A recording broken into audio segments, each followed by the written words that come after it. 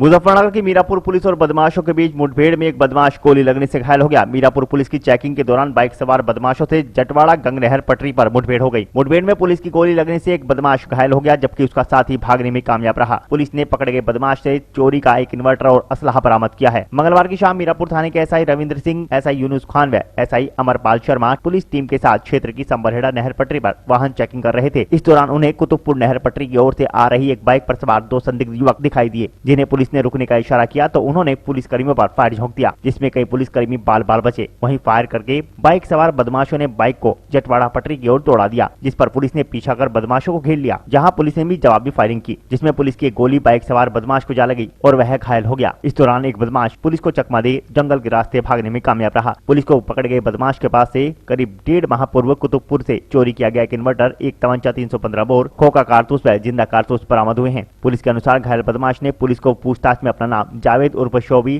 पुत्र नफीस निवासी कृष्णापुरी कोतवाली नगर मुजफ्फरनगर बताया है। मीरापुर पुलिस द्वारा संबरहेड़ा नहर पुल पे जो है चेकिंग की जा रही थी। इतने में कुतुबपुर झाल की तरफ से दो संदिग्ध व्यक्ति जो है एक मोटरसाइकिल पे बैठे हुए आते दिखाई दिए। उनको रोकने का इशारा किया गया तो उन्होंने जो है जान से मारने के लिए से पुलिस पे फायर कर दिया, जिस पे जवाबी कार्रवाई में एक बदमाश घायल हुआ, एक बदमाश फरार हो गया। इसके बारे में पता किया गया तो एक लंबा चौड़ा इसका आपराधिक इतिहास है, लगभग 1.5 दर्जन मुकदमे हैं इस पर, और मेनली ये लूट और चोरी के मुकदमे हैं।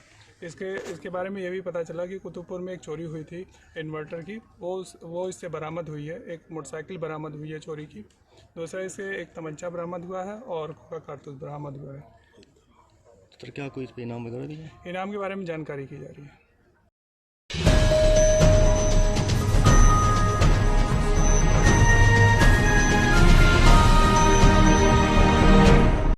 ईंट भट्टे के उद्घाटन पर पहुंचे मंत्री संजीव बालियान ने वहां जमा हुए भारी संख्या में गांव देहात के लोगों से पूछा कि मुझे क्षेत्र में रहने वाला नेता बने रहना चाहिए या दिल्ली में बैठकर ट्विटर चलाने वाला नेता। मंत्री संजीव बालियान ने कहा कि कल की घटना से वह काफी दुखी हैं। वो सब भी मेरे भाई हैं, बस दिल्ली वालों के बहकावे में चल रहे हैं। हमें आपस में प्यार और सद्भाव के साथ रहना चाहिए। भारी संख्या में आए लोगों ने कहा कि मंत्री जी आप हमारी आन बान और शान हैं, हर तरह से हम आपके साथ हैं। मंत्री संजीव बालियान ने 2013 के दंगों की याद दिलाते हुए कहा कि जब हम लोग मर रहे थे, मुकदमा झेल रहे थे और एक समुदाय के लोग किसी भी घटना को अंजाम दे देते थे और उनकी खुशामद भी हमें ही करनी पड़ती थी, परंतु अब ऐसा नहीं है। मैं उनमें से नहीं हूँ जो दिल्ली बैठकर ट्विटर पर खेल खेलते हैं। मैं सदा अपने लोगों के बीच में रहता हूँ, सदा ही उनके सुख दुख में भागी रहता हूँ। मेरा मन अपने गांव देहात में आकर ही लगता है, सबके दुख सुख में शामिल होकर मुझे अच्छा लगता है। मैं और मेरे बाबा सभी कुटवा के हैं और मैं वहीं पर खाक हो जाऊंगा, परंतु दिल्ली वालों का ये नहीं पता कि वो कहाँ खाक होंगे। उन्होंने कहा कि मुजफ्फरनगर वालों को ये तय करना है कि मुझे यहीं रहना है या दिल्ली वाला बन जाना है। और कहीं न कहीं किसानों की इस लड़ाई को दूसरी ओर मोड़ते हुए कहा कि बच्चों की लड़ाई को इतना बड़ा तूल देने की क्या जरूरत आन पड़ी कि ये एक ही पार्टी के 5-10 लोग हैं और इस मामले को तूल दे रहे हैं। हैं और गांव सोरम के दम पर ही मैंने राजनीति की है। अब उन्हें समझाने कौन जाए, कोई भी सुनने को तैयार नहीं है। उन्होंने रालोद पर निशाना साधते हुए कहा कि घटना के तुरंत बाद ही ये गाँव में पहुँच गए और इतनी बड़ी पंचायत कर डाली। यह पंचायत 2013 में क्यों नहीं की गई थी जब लोग मर रहे थे।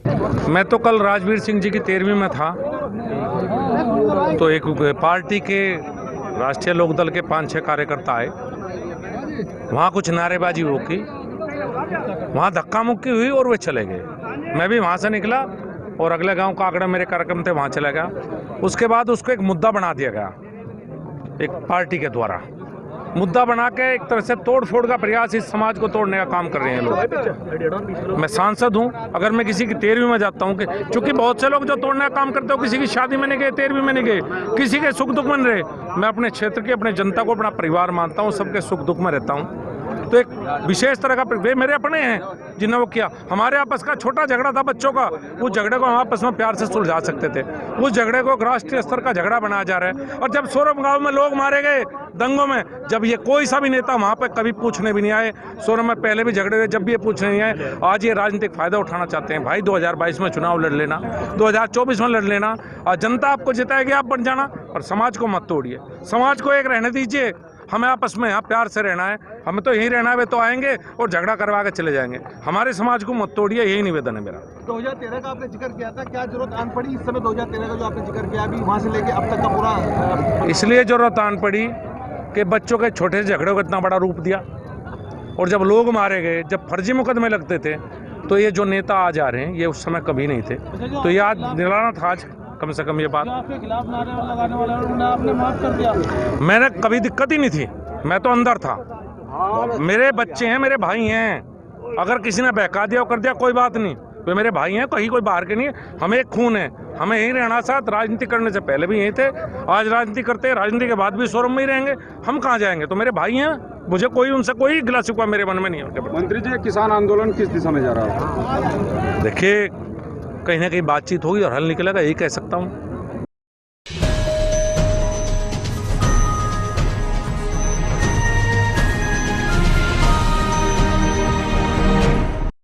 राष्ट्रीय लोकदल के राष्ट्रीय अध्यक्ष व पूर्व केंद्रीय मंत्री चौधरी अजीत सिंह गांव सोरम में पहुंचे, जहां पर उन्होंने कल केंद्रीय मंत्री संजीव बालियान के साथ आए बीजेपी कार्यकर्ताओं के द्वारा घायल किए गए किसानों का हालचाल जाना। मुजफ्फरनगर जनपद के गांव सोरम में केंद्रीय मंत्री संजीव बालियान के साथ आए भाजपा कार्यकर्ताओं ने गाँव के कुछ किसानों के साथ मारपीट कर दी थी, जिसके चलते गाँव सोरम में राष्ट्रीय लोकदल के राष्ट्रीय अध्यक्ष व पूर्व केंद्रीय मंत्री चौधरी अजीत सिंह घायलों का हालचाल जानने के लिए पहुंचे। चौधरी अजीत सिंह ने कहा कि मैं किसानों के साथ हूं। साथ ही उन्होंने कहा कि बीजेपी के लोग जिस गांव में जाते हैं, वहां के किसान उनसे अपनी समस्याओं पर सवाल तो करेंगे ही, मगर सरकार के एमपी एमएलए आते हैं तो वह थोड़ी दबंगई दिखाते हैं, जिसे किसान बिल्कुल भी बर्दाश्त नहीं करेगा। इसके साथ उन्होंने कहा कि सभी वर्ग भाजपा सरकार से परेशान है, चाहे वह मजदूर हो या फिर किसान हो। गाँव में जो छोटा मोटा काम करते हैं व्यापारी, उनके बिजली के कनेक्शन काटे जा रहे हैं, रसोई गैस के दाम बढ़ा दिए गए हैं। साथ ही उन्होंने कहा कि सब्सिडी भी नाम मात्र ही मिल रही है। जब बीजेपी के नेता यहाँ आए थे, आप किसी भी गांव में जाओगे, किसानों से बात करोगे तो किसान अपनी समस्या बताएंगे आपको। जबकि आप सरकार में हो, आप मिनिस्टर हो, आप एमएलए हो, एमपी हो, तो किसानों ने अपनी आवाज़ उठाई कि हमको गन्ने का दाम नहीं मिला। गन्ने की घोषणा आपने अभी की थी, बिजली का रेट इतना ज़्यादा हो गया है, बिजली कट रही है, और भी बहुत सी बातें थी जो समस्याएं हैं उनकी। मंत्री डॉक्टर संजीव बालियान का बयान आया था कि जो नारे लगाने वाले थे वो आरएलडी के नेता थे, उस पर क्या कहना चाहेंगे?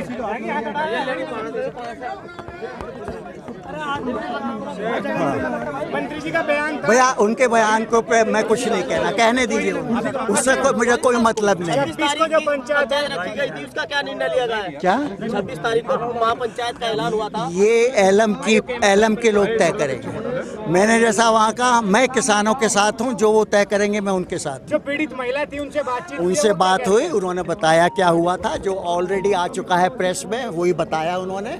और पुलिस भी मौजूद थी, उन्होंने भी देख लिया, दरवाज़ा भी देख लिया, और मुझे विश्वास है, मुझे लगता है कि न्याय होगा। सर, क्या लगता है कि पुलिस मुकदमा दर्ज करेगी जिस तरह से? अब देखिए, इंतज़ार कीजिए, क्योंकि कानून तो ये कहता है कि FIR दर्ज होनी चाहिए। मुख्य दोषी किसको मानते हैं आप? मुख्य दोषी किसको मानते हैं? देखिए, किसान इतना परेशान है। और जो सरकार के मंत्री और एमपी एमएलए आते हैं वो थोड़ी दबंगई दिखाते हैं, वो किसान बर्दाश्त करने को तैयार नहीं। चोई साहब, जिस तरह से बीजेपी का विरोध हो रहा है चारों तरफ, आप क्या मैसेज देना चाहेंगे? यार ये फोन पर रखना भाई। देखिए, सभी वर्ग की आज परेशान है, मजदूर हो, किसान हो, जो छोटा मोटा काम करते हैं गांव में, बिजली के कनेक्शन काटे जा रहे हैं, रसोई गैस का दाम जो है बढ़ा दिया गया और उसकी जो पैसा देते थे वो कम हो गया। तो सब क्षेत्र में समस्या ही समस्या। ये कहते हैं किसानों की आय दुगनी कर देंगे, किसानों की आय आधी हो रही है, तो नाराज तो होंगे ही ना किसान, नहीं होंगे अगर ऐसी हालत होगी तो उनको सुनना चाहिए था, समझाने की कोशिश करनी चाहिए थी, लेकिन वो अपने गर्व में थे। चौधरी अजीत सिंह चौधरी अजीत सिंह कह रहे हैं कि ये आरएलडी के कार्यकर्ता थे, किसान नहीं थे, क्या कहेंगे? बीजेपी सांसद कह रहे हैं। अच्छा, बीजेपी के सांसद किसान है, वो भी सांसद है, वो किसान है क्या इसका क्या मतलब हुआ? 4-5 साल से झूठी बोल रहे हैं।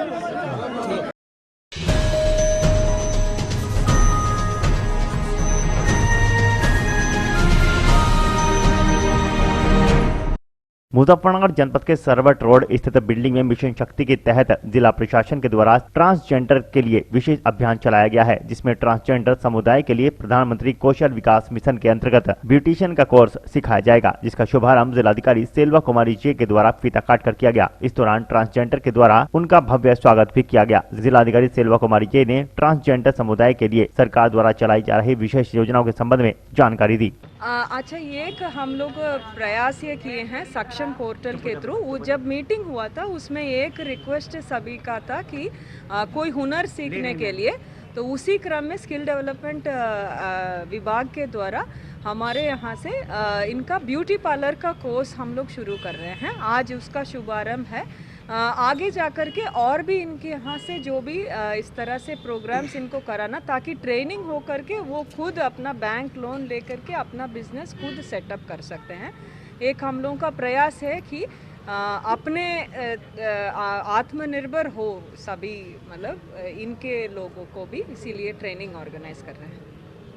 ये आज जो हमारे थर्ड जेंडर समुदाय रहता है, जो तृतीय लिंग है, उनके लिए एक विशेष ट्रेनिंग का आयोजन किया गया है, जिसमें उनको ब्यूटिशियन कोर्स का प्रशिक्षण दिया जाएगा। जो स्किल जो है, जो उत्तर प्रदेश सरकार की योजना है कौशल विकास की, तो उसमें इनका जो कौशल है ब्यूटिशियन बनने का, तो इनके प्रशिक्षण दिया जाएगा, तो जिससे इनके अल्टरनेटिव एम्प्लॉयमेंट का व्यवस्था हो सके, क्योंकि सभी लोग हो सकता है शादी विवाह में जाकर पैसा नहीं मांगना चाहते हैं, तो उनको अगर अपना एक हुनर है उनके अंदर ब्यूटिशियन का कोर्स करके, तो उसके माध्यम से अपना व्यवसाय कर सकते हैं, आत्मनिर्भर बन सकते हैं। इसके लिए कोर्स का विशेष रूप से प्रारंभ किया गया है। क्या क्या योजनाएं रखी जाएंगी सर?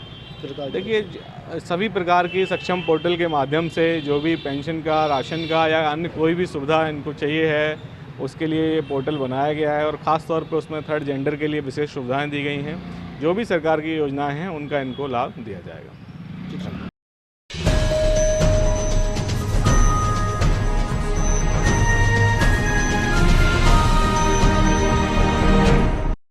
मुजफ्फरनगर जनपद के श्री दिगंबर जैन अतिशय क्षेत्र वहलना में प्रबंध समिति के द्वारा एसएसपी अभिषेक यादव का आभार व्यक्त करने के लिए सम्मान समारोह का आयोजन किया गया। दरअसल पिछले दिनों श्री दिगंबर जैन अतिशय क्षेत्र वहलना में चोरी की घटना को अंजाम दिया गया था, जिसमें पुलिस ने तत्परता दिखाते हुए आरोपियों को गिरफ्तार कर चोरी किए गए माल की बरामदगी भी कर ली थी, जिस पर प्रबंध समिति ने उनका सम्मान समारोह आयोजित किया और उनकी कार्यशैली की काफी प्रशंसा की।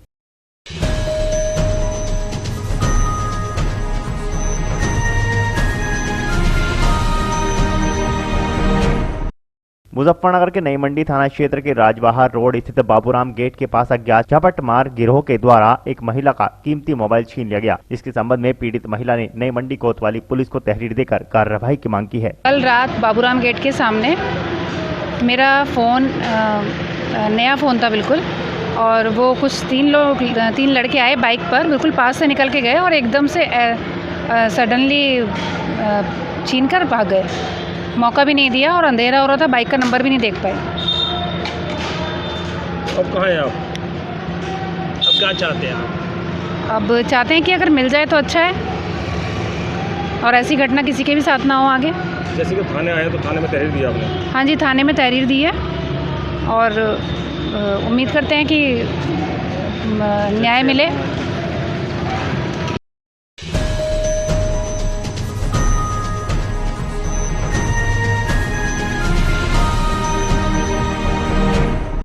मुजफ्फरनगर जनपद के महावीर चौक स्थित समाजवादी पार्टी कार्यालय पर संत गाडगे बाबा का जन्म दिवस मनाया गया, जिसमें जिला अध्यक्ष प्रमोद त्यागी, एडवोकेट सहित अन्य पदाधिकारी भी मौजूद रहे, जिन्होंने संत गाडगे बाबा के चित्र पर पुष्प अर्पित किए और उनके पद चिन्हों पर चलने का संकल्प लिया। गाडगे जी महाराज की कृति है। ये महाराष्ट्र के संत थे। इन्होंने स्वच्छता अभियान चला करके महाराष्ट्र के गरीब लोगों के उद्धार करने का काम किया।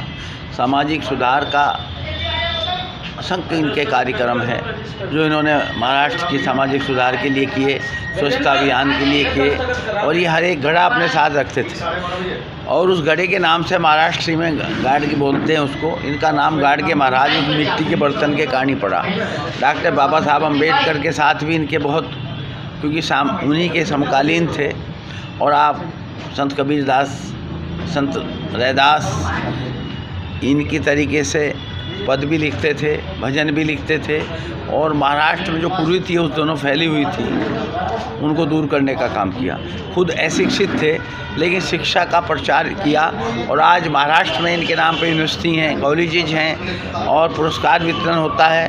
महाराष्ट्र के सामाजिक सुधार में संत गाडगे जी का बड़ा योगदान था, और ऐसे महान संत समाज सुधारक को समाजवादी पार्टी, हमारे राष्ट्रीय अध्यक्ष जी सभी महान पुरुषों का जन्मदिन पुण्यतिथि मनाते हैं। उसी परिप्रेक्ष्य में आज संत गाडगे जी के कार्यक्रम मना रहे हैं। पूरे प्रदेश के समाजवादी कार्यालयों में, मुख्यालयों में आज कार्यक्रम है, और उनके जीवन से, उनके समाज सुधार के कार्यक्रमों से, उनके स्वच्छता अभियान से प्रेरणा लेकर के अपने प्रदेश में उस तरह का अभियान चलाने के लिए समाजवादी के स्तर पर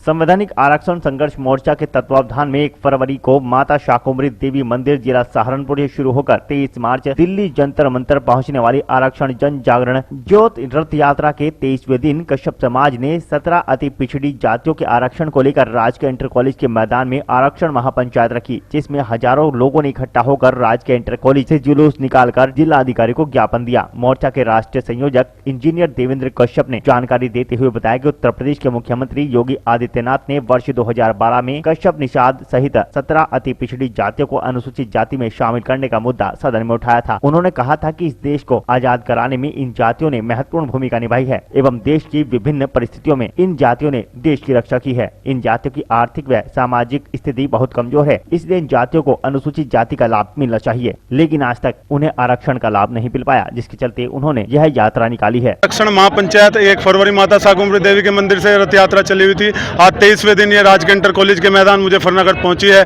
और ये रथ यात्रा आज कश्यप समाज के आरक्षण को लेकर महापंचायत की गई है। और कश्यप समाज ने इसमें 3 फैसले लिए हैं। पहला फैसला लिया है कि अगर कश्यप समाज को भारतीय जनता पार्टी 2022 से पहले आरक्षण नहीं देती तो कश्यप समाज एक भी वोट भारतीय जनता पार्टी को नहीं देगा। और दूसरा फैसला लिया गया है कि भारतीय जनता पार्टी के किसी भी नेता को कश्यप समाज के घर पर बैठने नहीं दिया जाएगा। जब तक हमारा आरक्षण नहीं मिलता तो भारतीय जनता पार्टी के लोगों का बहिष्कार किया जाएगा। इनको वोट की चोट से 2022 में सत्ता से बाहर किया जाएगा। तो हम यही मांग को लेकर आरक्षण महापंचायत की गई थी, और ये महापंचायत के बाद अब हम शामली में कल से यात्रा शुरू रहेगी। अच्छा, आपकी यात्रा कब से स्टार्ट हुई थी, कब खत्म होगी? ये 1 फरवरी से शुरू हुई माता शाकुंभरी देवी के मंदिर से, और ये 23 मार्च को दिल्ली जंतर मंतर पहुंचकर लाखों की संख्या में लोग वहां पहुंचेंगे और मोदी जी, योगी जी से सवाल करेंगे कि जो आपने वादा किया था इन मछुआरों से, इन कश्यप निषादों से जो आज विकास के निचले पायदान पर है, उनको हिस्सा मिलना चाहिए। उनके हिस्से की लड़ाई के लिए हम लोगों ने ये महापंचायत रखी है। अच्छा, यहाँ से आपको बाहर जाना है? हाँ, हम लोग अभी चाह रहे हैं कि शिव चौक पर हम पहुंचे और शिव जी के दर्शन करने के लिए हम लोग शिव चौक पर जाएंगे।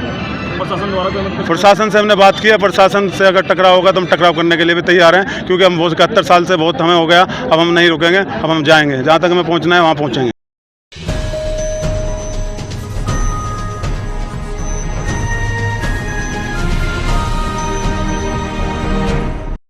भारतीय किसान यूनियन तोमर के युवा प्रदेश महासचिव आवेश अर्श उर्फ राजा के नेतृत्व में भारतीय किसान यूनियन तोमर का काफिला देवबंद की ओर कूच किया। मंगलवार को संगठन के राष्ट्रीय अध्यक्ष चौधरी संजीव तोमर ने रामपुर तिराहा पर अपने पदाधिकारियों व कार्यकर्ताओं के साथ इकट्ठा हुए और देवबंद की ओर निकल गए। चौधरी संजीव तोमर ने संगठन के साथ देवबंद एसडीएम को देश बचाओ पंचायत का आयोजन किया। इस दौरान युवा प्रदेश महासचिव आवेश अर्श उर्फ राजा ने बताया कि किसानों की मांग सबसे पहले तो काले कानून को वापस लेना है और गन्ने का भाव 450 रुपए प्रति क्विंटल कराना है और किसानों के पेमेंट जल्द से जल्द करने की और किसानों के पेमेंट को जल्द से जल्द में ब्याज करवाने की मांग की गई है और किसानों को संपूर्ण कर्ज माफ करने की भी मांग की गई है। इसी के साथ डीजल और बिजली के दाम में भी कमी करने की मांग की गई है। युवा प्रदेश महासचिव, आज हमारा धरना प्रदर्शन जो है वो देवबंद तहसील में है। काले कानून को लेके, काले कानून जो है उसके विरोध में धरना प्रदर्शन है। क्या क्या मांग है आपकी? हमारी मांग ये, जो काले कानून जो है, तीनों काले कानून ये हटाए जाए, एमएसपी लागू की जाए। और दूसरा जो है, अभी हम वहाँ पे कूच करेंगे देवबंद में एसडीएम के ऑफिस पे और एमएसपी लागू की जाए, जो कि बिहार में 950 में गेहूँ बिक रहा है और पंजाब में 1900 कुछ। तो ये अलग अलग स्टेट में जो रेट हो रहे हैं उसके खिलाफ हम विरोध कर रहे हैं।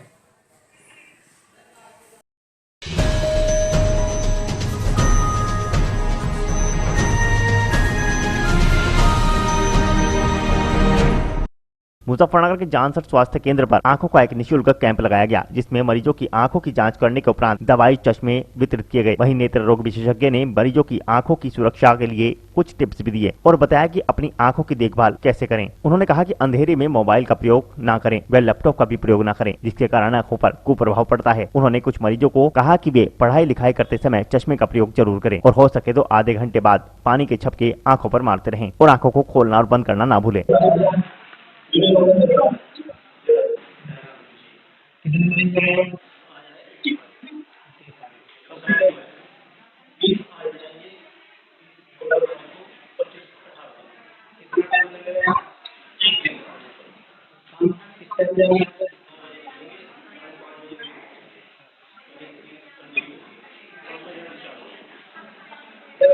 आने जाने का और वहाँ से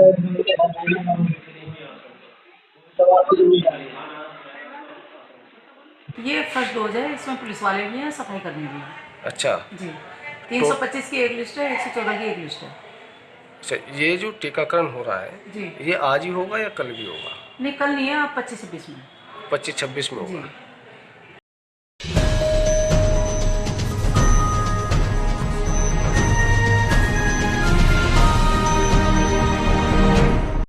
मुजफ्फरनगर के शहर कोतवाली क्षेत्र के रोहाना पुलिस चौकी पर दो युवतियों के साथ रहने की जिद पर परिजनों का जमावड़ा लग गया, जहां पर चौकी पर देखते ही देखते भारी हुजूम इकट्ठा हो गया। बताया जा रहा है कि दोनों युवतियां एक साथ पढ़ती हैं और हाईकोर्ट में भी आदेश लेकर आई हैं। उन्होंने कहा कि हमें दोनों को एक साथ रहना है, जिसमें एक युवती रोहाना मिल की रहने वाली है जबकि दूसरी पहीडी गाँव की रहने वाली है। इन दोनों के परिवारों में सहमति हुई कि दोनों युवतियां साथ रहेंगी, जिसकी जिम्मेदारी एक युवती के परिजन ने ली है। परिजनों ने कहा कि वह उनकी बच्चियां हैं और उनका पूरा ख्याल रखा जाएगा। वहीं चौकी इंचार्ज सत्यपाल सिंह और शहर कोतवाली एसएसआई राकेश शर्मा भी इस दौरान मौजूद रहे, जहां पर लिखा पढ़ी कर दोनों बच्चियों को भेज दिया गया। हाईकोर्ट से ऑर्डर लिया था कि हमें दोनों को साथ में रहना है, तो हमने चौकी में एसपी साहब ने कहा कि तुम चौकी में दे दो और जो तुम्हारे घर वालों को और तुम्हें इन्फॉर्म किया जाएगा, उन्हें सूचित किया जाएगा कि तुम दोनों एक जगह एक साथ रहना चाहते हैं। क्या इसमें आपके परिवार की सहमति हो गई है?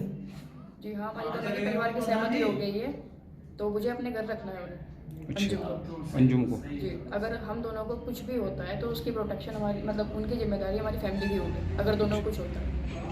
वैसे आप संतुष्ट हो इस चीज़ से? जी, हम संतुष्ट हैं। पक्का? जी। और कोई प्रॉब्लम? नहीं, कोई प्रॉब्लम इसमें किसी का आपको मतलब किसी का इंटरफेयर या कोई इस तरह मामला नहीं है? कुछ नहीं, हम दोनों की सलाह है इसमें कि हम दोनों को रहना है यहाँ पे। दोस्ती के तौर पे इकट्ठा रहना चाहते हो? जी, एक साथ रहना चाहते हैं। मतलब दोस्ती के तौर पे रहना चाहोगे या मतलब जैसे आप जीवन साथी बनना चाहिए? हाईकोर्ट किस लिए गए थे आप? हाईकोर्ट इसलिए गए थे कि हम दोनों को रिलेशनशिप में साथ रहना है, जो हमारी फैमिली इस चीज़ को नहीं मान रही, तो हमें डिसीजन लेना पड़ा। अब आपने कहाँ निर्णय लिया है, कहाँ रहेंगे आप? अब हम यहाँ रोहाना में इधर रहेंगे। अगर हम दोनों कुछ भी होता है तो उसकी जिम्मेदारी हमारी फैमिली लेगी। इसमें कोई परेशानी, कोई दिक्कत है? नहीं, कोई परेशानी नहीं। हमारी फैमिली ने, मेरी फैमिली उस चीज़ को अपनाने के लिए तैयार है, अंजुम। अच्छा, तो मेरी फैमिली को कोई दिक्कत नहीं है।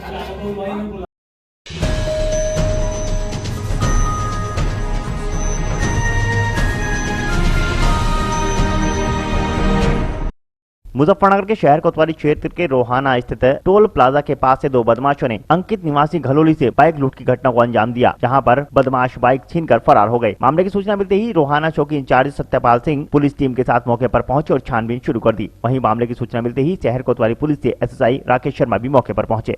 मैं मोटरसाइकिल पर गाँव में से आ रहा था जी। अच्छा। तो यहाँ पर ही रज भाई के पास मुझे हाथ दिया उन्होंने मोटरसाइकिल, और उन्होंने फिर मेरे ऐसे खोवे को हाथ मारा, मैं परेशान को हो गया। फिर उन्होंने मैं जंगटन छोड़ला सा भी हुआ हल्का सा, लेकिन उन्होंने फिर वो पिस्टल या जो भी कट्टा वो काले रंग का था वो दिखाया मुझे। फिर मैं डर गया, मैं छोड़ दी मोटरसाइकिल। मैं लेकर चली गई।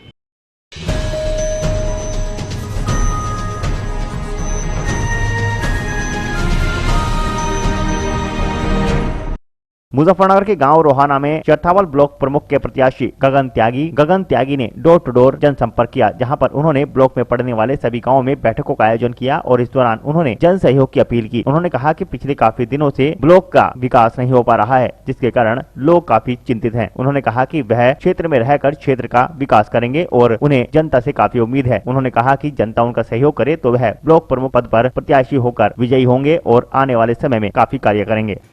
अभी ये मेरी तैयारी तो पिछले 1 साल से चल रही है जी, और मेरा आना जाना लगा हुआ है दुख सुख में। तो सभी बड़ों का आशीर्वाद मैं ले रहा हूँ जाकर, और आशा करता हूँ कि रिजल्ट पॉजिटिव रहेगा। बीडीसी लड़ना पड़ा, कहाँ से लड़ रहे हो बीडीसी अभी एक बार जरा रिजर्वेशन आने तो जरा सीट होगा, उसके बाद देखेंगे जहाँ से भी अपना रिजर्वेशन क्या रहेगा बीडीसी का, उसके बाद तय होगा। तो किस किस गांव में आपने मीटिंग कर चुके अभी तक?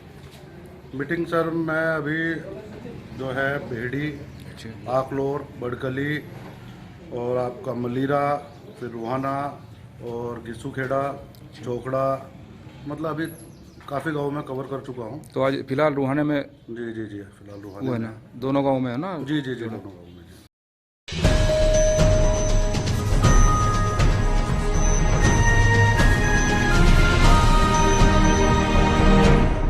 बागपत के बड़ौद कस्बे में ग्राहक दुकान पर बैठाने को लेकर दो दुकानदारों में खूनी संघर्ष हो गया। दोनों दुकानदारों के दर्जनों लोगों में जमकर मारपीट हुई और लाठी डंडे चले। लगभग 5 मिनट तक दोनों पक्षों में लाठी डंडों से जमकर मारपीट होती रही। इस दौरान बाजार में अफरा तफरी फैल गई। इसके बाद मौके पर पहुंची पुलिस ने दोनों पक्षों में बीच बचाव कराया। फिलहाल पुलिस दोनों पक्षों की तहरीर पर कार्रवाई कर रही है। दरअसल यह घटना बड़ौद कोतवाली क्षेत्र के मेन बाजार की है, जहाँ 2 चाट की दुकान एक साथ बराबर में बनी हुई है। वहीं ग्राहक बैठाने को लेकर पहले तो दोनों दुकानदारों में कहासुनी हुई और बाद में देखते ही देखते दोनों पक्ष लाठी डंडे लेकर आमने सामने आ गए और जबरदस्त संघर्ष हुआ। लाइव वीडियो में देखें किस प्रकार दोनों दुकानदारों के गुर्गे एक दूसरे को जान के प्यासे बने हुए हैं।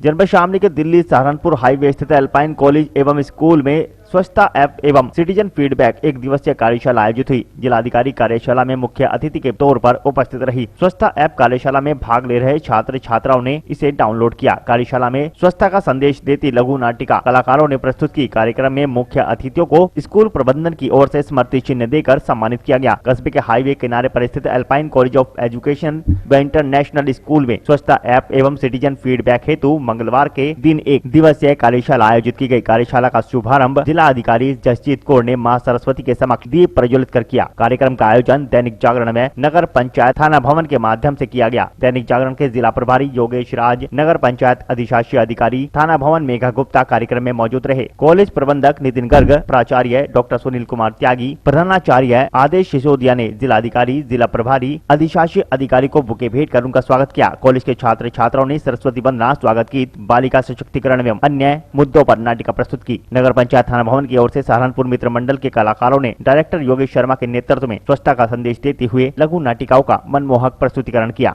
यहाँ पे स्वच्छता सर्वेक्षण जो नगर पंचायत में आयोजित होता है उसका जो सिटीजन फीडबैक दिया जाता है और ऐप के बारे में जागरूकता फैलाने के लिए वर्कशॉप जो है उसका भी आयोजन किया है। संयुक्त रूप से यहाँ पे हम लोग आए हैं। यहाँ पे सब बच्चों से बात हुई है, स्वच्छता सर्वेक्षण के बारे में भी बताया गया। आदेश सिसोदिया, प्राचार्य अल्पाइन इंटरनेशनल स्कूल जलालाबाद। जैसे कि मैडम अल्पाइन कॉलेज में स्वच्छता का लिए कार्यक्रम हुआ था, उसके बारे में आप क्या कहेंगे? आज हमारा सौभाग्य है कि DM madam and bureau chief Dainik Jagran आज हमारे स्कूल में अतिथि बन के आए। हमारे स्कूल के बच्चों ने और अल्पाइन कॉलेज ऑफ एजुकेशन के छात्रों ने एक बहुत ही सुंदर प्रस्तुति दी और स्वच्छता के प्रति जागरूकता बढ़ाने के लिए ये कार्यक्रम हुआ। हमारे प्रधानमंत्री मोदी जी का स्वच्छ भारत स्वस्थ भारत अभियान के तहत ये हमारे स्कूल में कार्यक्रम हुआ, जिसमें बच्चों को, बड़ों को, सभी को ये बताया गया कि स्वच्छता कितनी इम्पॉर्टेंट है हमारे डेली लाइफ में। और हमारे अल्पाइन के बच्चे, जैसा कि हमने बताया था, 2 अक्टूबर को हमारे बच्चों ने थाना भवन के डिस्ट्रिक्ट हॉस्पिटल में जाकर स्वच्छता अभियान कार्यक्रम चलाया, जिसमें पूरे स्कूल को हमारे बच्चों ने साफ़ किया। स्कूल ही नहीं, हमारे विद्यालय के परिसर को भी हमारे बच्चों ने साफ़ किया। यहाँ पे स्कूल में बच्चों को सिर्फ किताबी ज्ञान नहीं, व्यवहारिकता ज्ञान भी दिया जाता है, जिससे आने वाले समय में ये एक जागरूक सिटीज़न बने, नागरिक बने और भारत देश को एक राष्ट्रभक्ति की भावना के साथ पूरी दुनिया में सबसे आगे ले जाए। सर, आपका नाम? डॉक्टर सुनील त्यागी। सर, आपके कॉलेज में आज एक कार्यक्रम का आयोजन हुआ था, किस मुद्दे से कार्यक्रम हुआ वो? देखिए, कार्यक्रम दैनिक जागरण के सौजन्य से हुआ और ये स्वस्थ भारत और स्वच्छ भारत अभियान के तहत ये प्रोग्राम हमारे यहाँ हुआ। तो इसमें मुख्य अतिथि के तौर पे कौन थे आप? हमारे मुख्य अतिथि के तौर पे जो थे, जिला शामली के जो जिलाधीश हैं जगजीत दी कौर, वो थी डीएम शामली। सर, आप इसमें जो ग्रामीण क्षेत्र से हमारी लड़की आती है हमारे क्षेत्र की, आप उनके बारे में क्या सुविधा दे रहे हैं, उनके बारे में क्या कहना चाहोगे? देखिए, ग्रामीण क्षेत्र की जितनी भी बच्चियाँ हमारे पास आती हैं, वैसे हमारी मैनेजमेंट ने इस बार एक नई पहल की है। एक कन्या इंटर कॉलेज की स्थापना हुई है यहाँ पर और उसकी बिल्डिंग भी तैयार है और लड़कियों के लिए अलग से सुविधा है उसमें, और कन्या इंटर कॉलेज इस साल चल जाएगी जुलाई में। सर, किस तरह की सुविधा दे पाओगे आप? देखिए, हम डोर टू डोर, जैसे हमारे पास बसें भी हैं और पूरा कम्युनिकेशन के पूरे साधन है हमारे पास, ऑडियो और वीडियो दोनों प्रकार की हमारे पास शिक्षा का यहाँ पर साधन है। तो उसमें केवल कन्या ही पढ़ेंगी? उसको वो इंटर कॉलेज जो है हमने विशेष ग्रामीण क्षेत्र, जैसे हमारा पिछड़ा हुआ क्षेत्र है, उसके लिए हमने बच्चों की सुविधा के लिए, और फीस भी उसमें बिल्कुल जो प्राइमरी स्कूल की जो वैसी फीस होती है वो रखी है हमने। सर, ये आपका जो है ये हिंदी मीडियम रहेगा या इंग्लिश मीडियम रहेगा? ये हिंदी मीडियम रहेगा, क्योंकि हमारा ग्रामीण क्षेत्र हिंदी मीडियम से है, इसलिए हमने हिंदी मीडियम रखा है, क्योंकि हम पिछड़ते जा रहे हैं। हम अंग्रेजी को प्रेफरेंस दे रहे हैं लेकिन हिंदी बिल्कुल भूलते जा रहे हैं, इसलिए हमने अपनी बच्चियों के लिए ये विशेष कॉलेज स्कूल जो है वो उनके लिए है। तो 6 क्लास से शुरू होकर 12 तक हो गए? ये हम ये चाह रहे हैं प्री से लेकर 1 से लेकर और 12वीं तक शुरू करने की प्लान है हमारी। फर्स्ट क्लास से टू 12th क्लास? हाँ जी, बिल्कुल भाई साहब। तो जैसे कि पिछले एक हफ्ते से आपके द्वारा एक कार्यक्रम चल रहा था राष्ट्रीय सेवा योजना के तहत, उसके बारे में कुछ कहना चाहोगे? देखिए, राष्ट्रीय सेवा योजना का जो कार्यक्रम है हमारा, वो आपके यहीं जलालाबाद कस्बे की मिट्टी कुई एक जगह है, वहाँ पर चल रहा था। और 7 दिवसीय प्रोग्राम में इसमें भी स्वच्छता अभियान, प्रौढ़ शिक्षा और ग्रामीण क्षेत्र में जो भी छोटी छोटी समस्याएं हैं उनको हमारे जो शिविरार्थी थे वो घर डोर टू डोर गए और लोगों को समझाया कि स्वच्छता के अंतर्गत हमें क्या करना चाहिए। हमें जो ये भ्रांतियां हैं लोगों के अंदर कि कोरोना वायरस नहीं है, उसके लिए भी उन लोगों ने जागरूकता की रैली निकाली।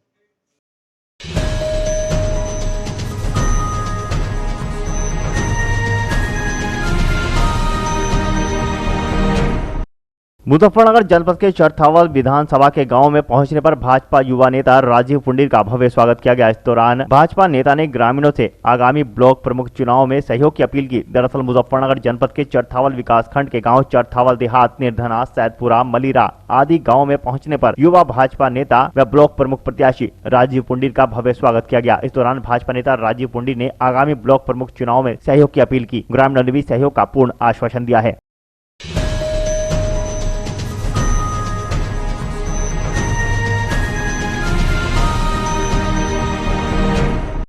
मुजफ्फरनगर जनपद के चरथावल क्षेत्र के गांव महाबलीपुर निवासी पीसीएस में 34वीं रैंक प्राप्त करने वाली युवती का प्रथम चरथावल आगमन पर सर्वप्रथम भाजपा मंडल अध्यक्ष मनीष गर्ग के द्वारा कार्यालय पर बुके भेंट कर स्वागत किया गया। दरअसल मुजफ्फरनगर जनपद के कस्बा चरथावल में भाजपा मंडल अध्यक्ष मनीष गर्ग के कार्यालय पर सर्वप्रथम पहुंची यूपी पीसीएस में 34वीं रैंक प्राप्त करने वाली युवती रीतू का भाजपा मंडल अध्यक्ष मनीष गर्ग व उनकी टीम के द्वारा बुके भेंट कर स्वागत किया गया। इस मौके पर भाजपा मंडल अध्यक्ष मनीष गर्ग ने कहा कि यह बड़े सौभाग्य की बात बात है कि चरथावल क्षेत्र की इस युवती ने अपनी मेहनत के बल पर यूपी पीसीएस में अपनी प्रतिभा का लोहा मनवाया। हम उनके उज्जवल भविष्य की कामना करते हैं।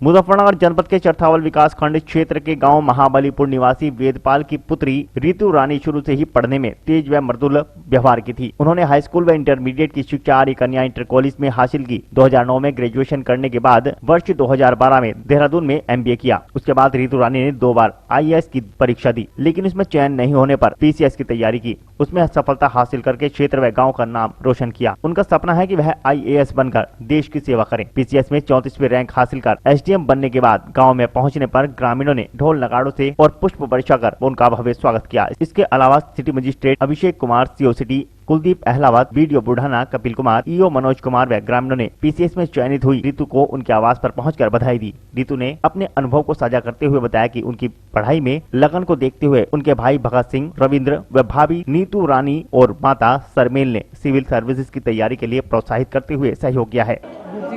सर, जो मेरे एग्ज़ाम की पूरी तैयारी थी वो एक छोटे नहीं बल्कि एक लंबे अथक प्रयास का परिणाम है, क्योंकि मैंने पहले अपने चरथावल से ही अपनी पढ़ाई पूरी की है, जिसमें आर्य कन्या इंटर कॉलेज से मेरा इंटर कंप्लीट हुआ है और महाराजा अग्रसेन कन्या महाविद्यालय से मेरा ग्रेजुएशन पूरा हुआ है।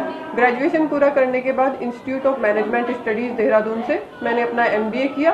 उसके बाद सीज फायर इंडस्ट्री लिमिटेड में as a HR manager job की। As a HR manager job करते हुए मुझे लगा कि मैं शायद गलत प्रोफेशन में हूँ अपनी पर्सनैलिटी और अपने अकॉर्डिंग, तो मैंने उसे क्विट करने के बाद मैं सीधा प्रशासनिक तैयारी में चली गई और वहीं पर मैंने प्रशासन की तैयारी भी प्रारंभ कर दी थी।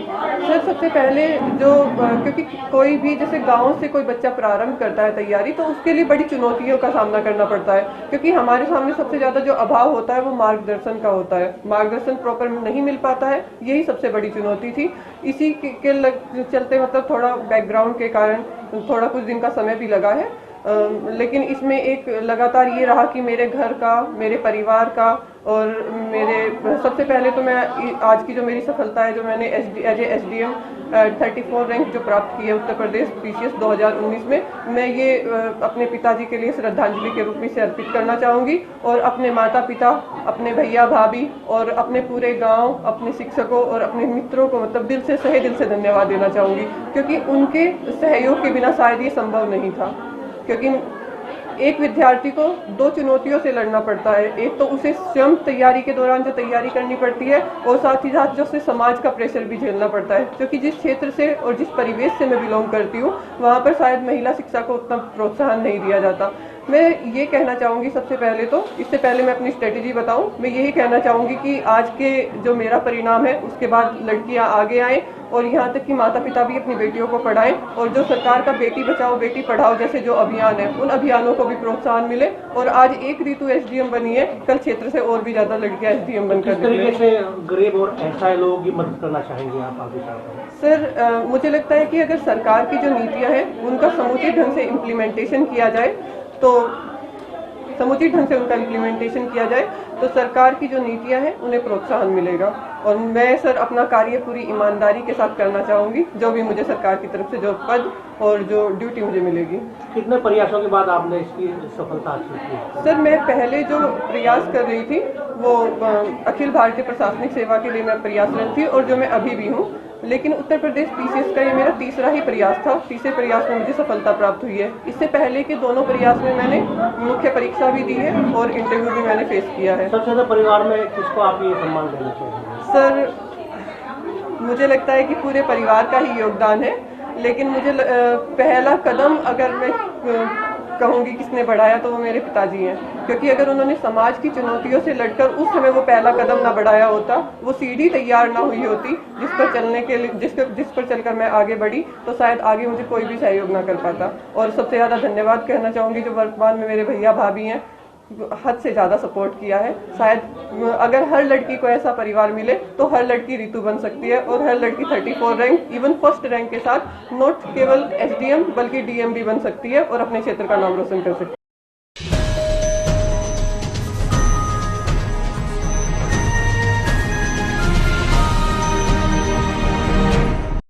उत्तर प्रदेश के अमरोहा जिले में जज को आज शबनम केस की रिपोर्ट सौंपी गई है। डीजीसी महावीर सिंह आज अमरोहा जिला जज को शबनम केस की रिपोर्ट सौंपेंगे। इस केस में कोई भी लंबित याचिका का प्रार्थना पत्र पाया जाता है तो शबनम का डेथ वारंट टल सकता है। यदि इस रिपोर्ट में कोई दया याचिका नहीं पाई जाती तो शबनम का डेथ वारंट जारी होगा। 16 अगस्त 2010 को अमरोहा जिला जज सैयद आमिर अब्बास हुसैनी ने शबनम को फांसी की सजा सुनाई थी, जहां 14 अप्रैल 2008 की रात को शबनम ने अपने प्रेमी सलीम के साथ मिलकर अपने ही 7 परिजनों की हत्या कर दी थी।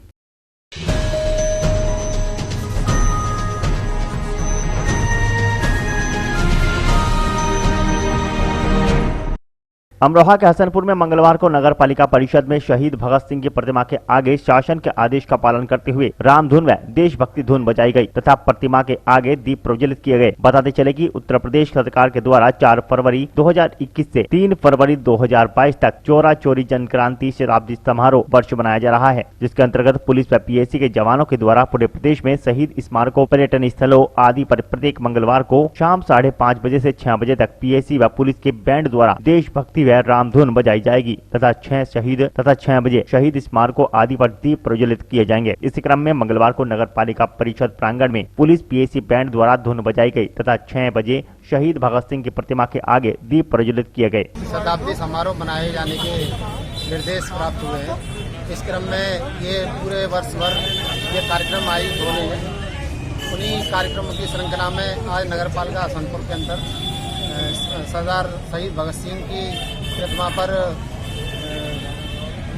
पुलिस बैंड के द्वारा ध्वनि की गई और इसके पश्चात दीप प्रज्वलन का कार्यक्रम आयोजित किया गया। इसी प्रकार से बाबा साहब के फूल अर्पित करके और दीप प्रज्वलन का कार्यक्रम हुआ है।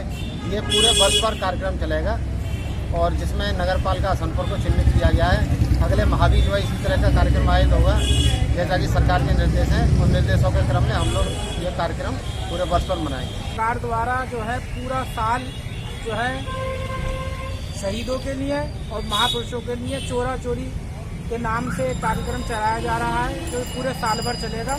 जितने भी हमारे देश के लिए शहीद हुए और जितने भी हमारे देश के महापुरुष हैं उन सबके लिए जो है पूरा साल ये कार्यक्रम चलता रहेगा, जैसे कि आज आपने देखा और ये पूरे साल ही चलना है। और जैसे आज हमारे नगर पालिका में शहीद भगत सिंह जी के वहाँ पर भी माल्यार्पण की और महादीप जलाए और यहाँ बाबा साहब के यहाँ पर माल्यार्पण की और यहाँ पर भी दीप जलाए। तो ये पूरा प्रोग्राम जो है वो सरकार द्वारा बताया गया है, पूरे साल की ही चलना है।